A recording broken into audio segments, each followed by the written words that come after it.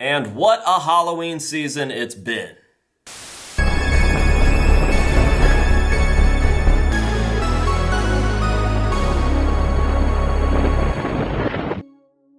What is going on, ladies and gentlemen? It's your favorite mask collector's favorite mask collector, AJ Good, here at the House of Masks, where we unbox and review cool stuff almost every single day. And guess what? Today, we are not unboxing or reviewing anything. We are actually making a list. You just made the list!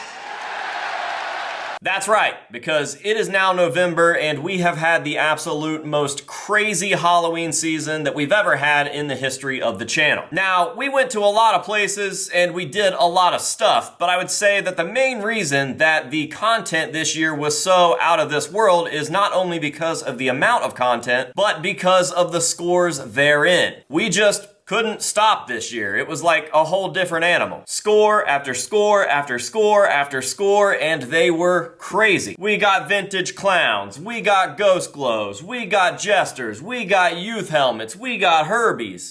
I got herpes, but I also got a Herby. We got Buckethead stuff. We got Michael Myers stuff. We got Slipknot stuff. We got Swollen Teeth stuff. We even took it back to the roots and just did some random vintage mask unboxings. We got stuff that doesn't even have anything to do with the channel. And in today's video, I am going to be giving you guys my top 5 favorite scores of the season. So we won't be doing top 5 scores of the year yet. That's a video for a later date because I got some crazy scores this year that don't quite fall into the Halloween season, and I don't quite think that we are done. I think that there are going to be some scores towards the end of this year that are going to blow your guys' mind. However, we are doing the top 5 scores of the season, and I think that the season, at least for us, usually starts around September. So let's look at our favorite scores from right around the beginning of September through the end of October, and I'll give you guys my top 5 favorite scores from the Halloween season. I'll also be giving you guys some runner-ups a little later on in the episode, but as of right now, we are going to be starting with number 5 and working our way up to number 1,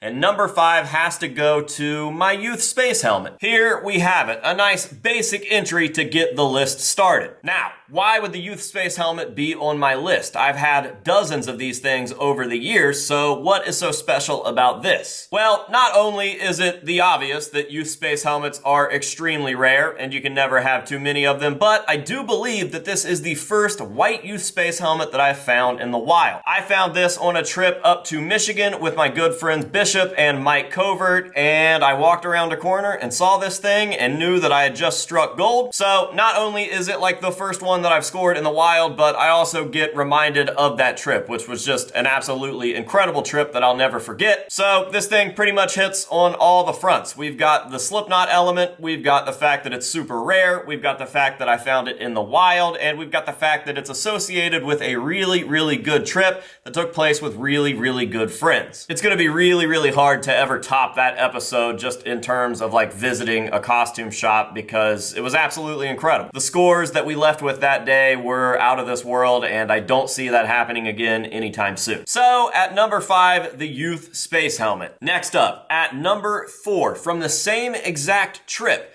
we have this old Cesar Native American mask. I know, it's crazy, right? We already have a non-Slipknot mask on the list. Well, get used to it because a few of these pieces aren't Slipknot related. Now, I could give you guys a million reasons why I am so stoked that I was able to find and purchase this piece. I could go the route of I've been looking for it for a long time. Because I have. I mean, I've really been looking for this mask since I knew of its existence. I couldn't tell you how many years that is, but it's a long time. I could also just go with the fact that it's a rare old Cesar mask, and we love rare old Cesar masks. I could go with the fact that it is a Native American mask, and I absolutely love Native American imagery. We are kind of deeply rooted in Native American culture here in Chillicothe because, well, I don't have enough time to explain that, but if you guys want to go look it up on your own, then feel free. We could go with the fact that I'm racist, apparently. I mean, I'm not, but we could say that. We could go with the fact that it came from the same trip as the youth space helmet that I just told you guys about, which was a really good day with really good friends. But at the end of the day, it's a big combination of all of the above and the fact that I just think that this is a really cool mask. As I mentioned, I love Native American imagery, I love the war paint, And I think that Cesar captured that really well in a very tasteful way with this mask. Now there are some not so tasteful versions of Native American masks out there, but I don't think this is one of them. I could easily see this being used in some sort of horror movie for a Native American killer, and I just think that it captures something really, really cool. So after looking for it for so long and going on that incredible trip and finding this piece, it's just all the more special, and I'm happy to have it in my collection. So at number 4, the old Cesar Native American male mask. All right, next up, we've got a twofer. Am I allowed to do this? 2 separate pieces in one spot?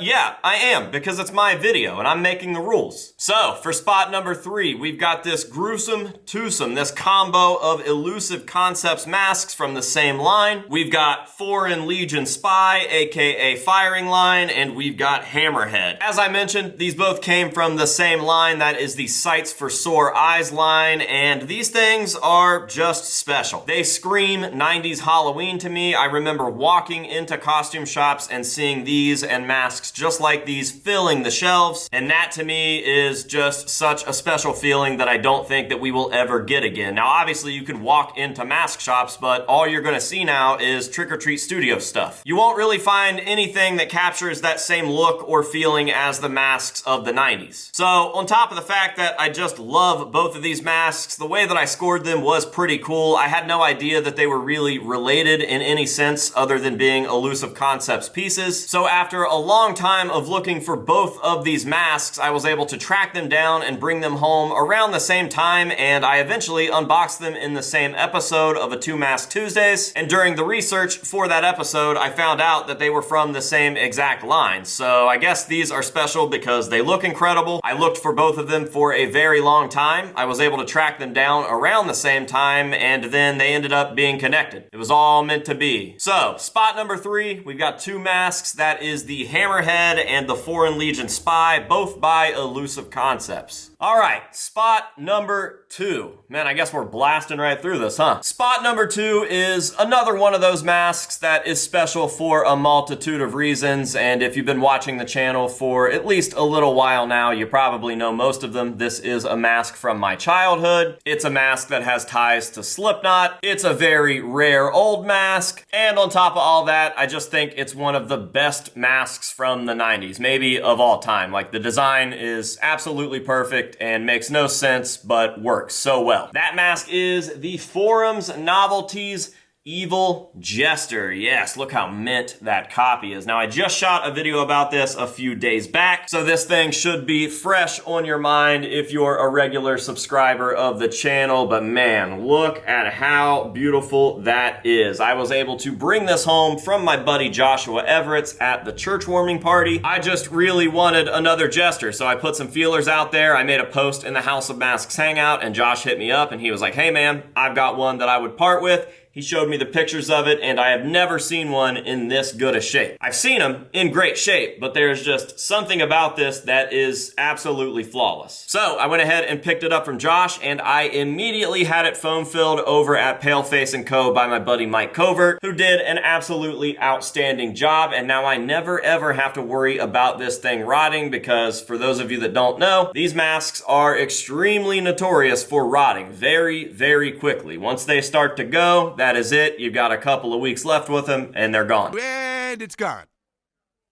So, to not only have the most mint copy that I've ever seen, but to have it foam filled and know that it's going to look like this until I'm long gone, that feels pretty good. So, for all of the reasons, for the reason of it being from my childhood, for the reason of it being associated with Slipknot, for the reason of it being extremely rare and in great shape, at number 2, we have the Forum's Novelties Evil Jester. All right, guys, it's almost time for the moment that none of you have been waiting for, my number 1 score of the Halloween 2025 season. But first, we've got some runner-ups, and a couple of my runner-ups aren't even masks. I don't know if I'm allowed to do that, but I'm going to say yes because I'm the boss. This is my channel. This is my video. There are no real rules, and if there were, they don't matter anyways. Welcome to Whose Line Is It Anyway, the show where everything's made up and the points don't don't matter. So, some quick runner-ups. Number 1, we've got the Wired mask. Don Post Wired. This is a rare Buckethead oddball, a pretty well-known Buckethead oddball, but a rare mask to find out there in the wild. And after the move, I unpacked some of my Buckethead boxes to find that my original copy had absolutely bit the dust, and I was very, very concerned that I would never be able to replace it because you just don't see these masks. I only know of 2 other people that have a copy, and I have no idea what condition those masks are in at this point, so I definitely thought that that was it and that I'd never find another one. But lo and behold, about a week into my search, I was able to track down another copy and obtain it from another collector out there, and this thing was absolutely perfect. Felt very, very good to not have to worry about getting one of these in my collection again, and I will have that one foam filled very, very soon, so I never have to worry about trying to find another one after this. Speaking of foam filling, we've got another runner-up here that has recently been foam filled. This is my new vintage Distortions Unlimited Mini Vampire in gray. This was gifted to me by Mr. Mike Covert, the mask wizard himself, at the church warming party, and I was absolutely blown away by this thing. Now, to my knowledge, there was only one other vintage gray copy of the Distortions Unlimited Mini Vampire out there, and that belongs to me. So when he pulled this thing out at the church warming party, I was like, whoa, that's super sick. And he was like, man, it's all yours. So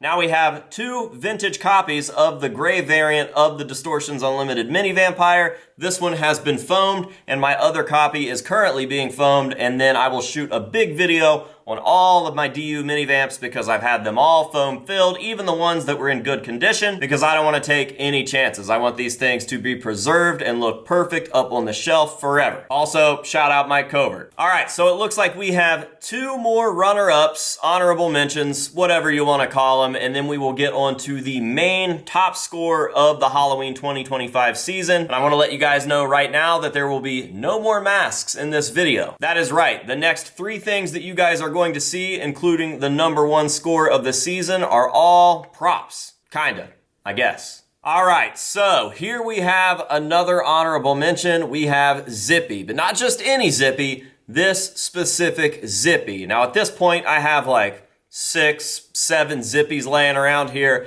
but this is the guy. And I'm gonna be honest, I don't know if we found this in September or maybe a little before September, but I love them so much that I'm sticking them in there anyways. This came from a Halloween hunting somewhere north. I don't remember where we were, but we just happened to have a little extra time to stop into this antique shop, and we were on very limited time in the antique shop because they were closing within the hour, and this place was huge. But rounded a corner, and Bishop had this dude in his hand, knowing that I love Zippies, and this was the one that I was after. Zippy! Dude, I don't have that one either. This is what he wants. Ah! Are you buying this? Yeah, how much is it? $55. I don't care. Show the camera his Oh, weird. yeah, this is the weirdest Zippy I've ever seen. Dude, I love it. The though. one. But Yes. He's fluffy. He's. Dude, if I was a kid, I would. He's Zippy. Not only was this like the one that I was after, but there was just something special about this specific copy. He had kind of darkened and aged all weird. I don't know, he didn't look like any of the other ones that I've seen. So this has become my main guy. This is my Zippy. And I threw some devil horns on him, and it just makes him that much cooler. This dude actually just went to Las Vegas with me over this last weekend, and he was a hit. Everybody loved him. Oh, I do that too. Every time you. How many do you have now? Like 6, 7. Like 6, 7? So, Zippy, definitely on the list, and I would expect to see more from this guy, especially if you plan to come out to any House of Masks or Paleface & Co. events in the future. God, I love Zippy. All right, the final honorable mention is going to be the crow in a jar that I received from Slipknot. I think that it goes without saying why this is such a special piece. It was given to me by Slipknot. Slipknot literally sent me an email and they were like, hey, we want to send you this. And I'm like, holy shit. Dream come true. And not only was it Slipknot reaching out to give me something, but they were giving me something that I have wanted forever. Ever since I was a little kid, hearing and reading the rumors online about the crow in a jar, I have wanted my own crow in a jar, so to receive one from Slipknot is just absolutely crazy. The fact that it is so limited as well, like it says 1 of 9, but we only know of 3 that exist out there, including mine, that is pretty crazy. So, obviously, the crow in a jar. All right, guys, we have done it. It's the moment of truth. My number 1 score for the entire Halloween season of 2025. Now, before I show this to you, I want you guys to do me a favor. Pause the video right now and go down below and leave me a comment as to what you think that the number 1 score is going to be. What is your best guess as to what my number 1 score of the season will be? Comment down below, let me know, and let's see if you're right, okay? I'm gonna give you just a second to go down there and leave that comment. And if you're still listening, go ahead and like the video as well. All right, did you do it? Because here we go. My number 1 score for the Halloween season in the year 2025 is none other than Herby himself. Blah, blah, blah, blah, blah, blah.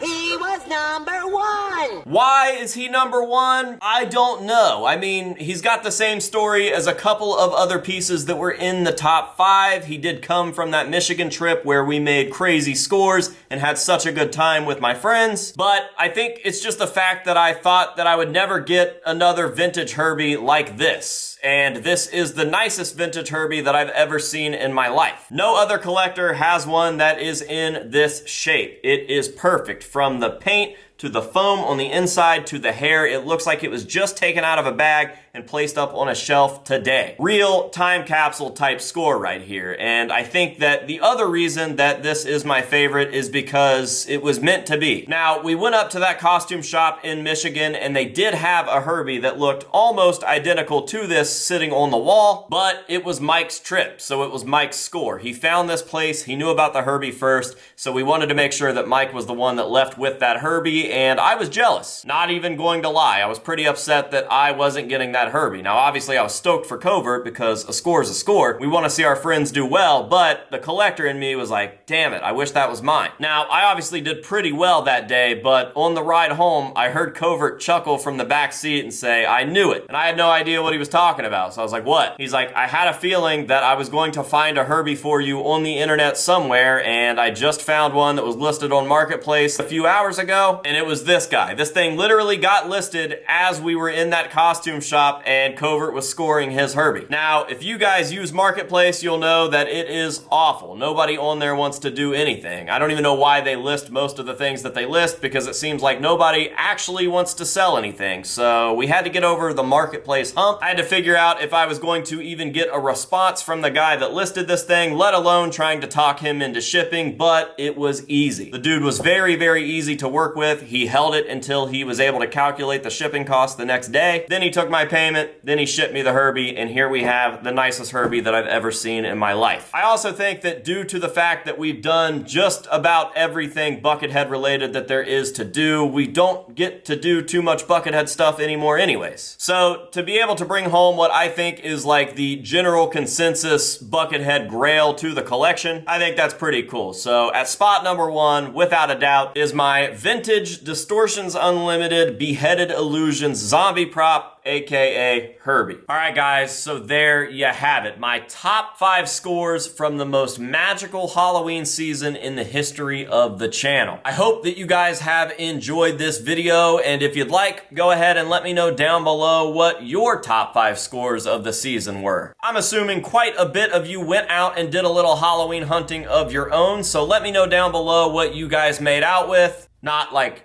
kissing. I'm sure that you're not like kissing your masks or anything. I mean, I definitely don't do that. I would never. That would be weird. Made out with, like what you made out of the season with, like what you yeah. Let me know down below what your top 5 scores were, and I will meet you down below for a general discussion. Now, with all of that being said, I don't think there's much left to talk about, so I'm gonna go ahead and end this video. Thank you guys very, very much for watching this video. I really appreciate it, and I hope that you have enjoyed it. So with all of that being said, until next time, this has been AJ Good here at the House of Masks telling you to say no to drugs and alcohol, and yes to, you know what? I can't do this anymore. Guys, I've been lying to you this whole time. These weren't my top scores of the Halloween season. I mean, Herby wasn't even my top score of the Halloween season. None of this stuff matters. There was only one score that we made this year that matters at all. No, my real top score of the Halloween 2025 season, and for all of 2025 for that matter, maybe even in the history and the future of the channel, is none other than House in Jar. I mean, how could this not be the best score that we've ever gotten? God, this feels so good to get off of my chest. I can't believe that you guys thought that any of that silly shit was going to be my top score for 2025. House in Jar above all. Now, if you love House in Jar the way that I love House in Jar, then do me a favor. Make sure that you are subscribed to the channel. We are getting extremely close to 200,000 subscribers, and I would really like to hit that by the end of the year. If we did, that would undoubtedly be my top score of 2025. Not just the Halloween season, but the whole year in general. So let's see if we can do it. Again, thank you guys for watching. I hope that you've enjoyed it. I love you very much, and I can't wait for next Halloween season. But until then, we've got a lot of stuff to do. So join me as we hit the Halloween hangover. I've got a lot of cool stuff to show you, and I will catch you guys in the next video. Bye.